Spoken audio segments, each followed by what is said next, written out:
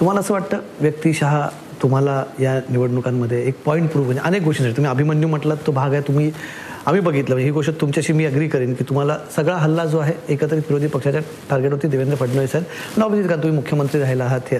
तुमच्यावरती सगळ्यात पहिला जो आरोप केला जातो की हे जे राजकारणाचं घडी विस्कटली आहे त्याला जबाबदार तुम्ही आहात असा तुमच्यावरती वारंवार आरोप केला जातो त्यांच्याकडनं बाकी कोणी त्यात रोल असेल मला माहिती आहे पण तुम्ही टार्गेट आहात त्याच्यावर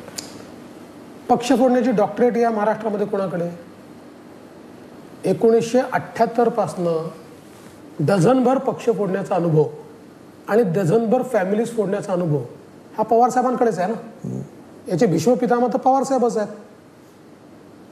आत्ता या दोन पक्षांमध्ये जे घडलेलं आहे देवेंद्र फडणवीसची काय अवकात आहे पक्ष फोडण्याची आत्ता जे घडलेलं आहे त्यांच्या वैयक्तिक महत्वाकांक्षा आणि परिवाराच्या महत्वाकांक्षेने घडलं आहे उदाहरणादाखल सुरुवात कुठनं झाली जर उद्धव ठाकरे आमच्यासोबत निवडून आल्यानंतर मुख्यमंत्र्याच्या खुर्चीच्या मोहापायी महाविकास आघाडीसोबत गेले नसते ते घडलंच नसतं ती घटनाच याला कारणीभूत आहे पण उद्धवजींची महत्वाकांक्षा मुख्यमंत्री बनण्याची होती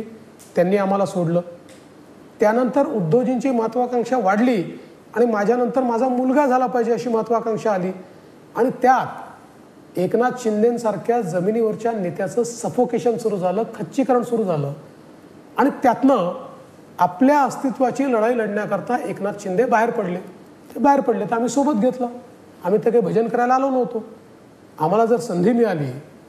तर आम्ही त्यांना सोबत घेतलं ती स्थिती आपल्याला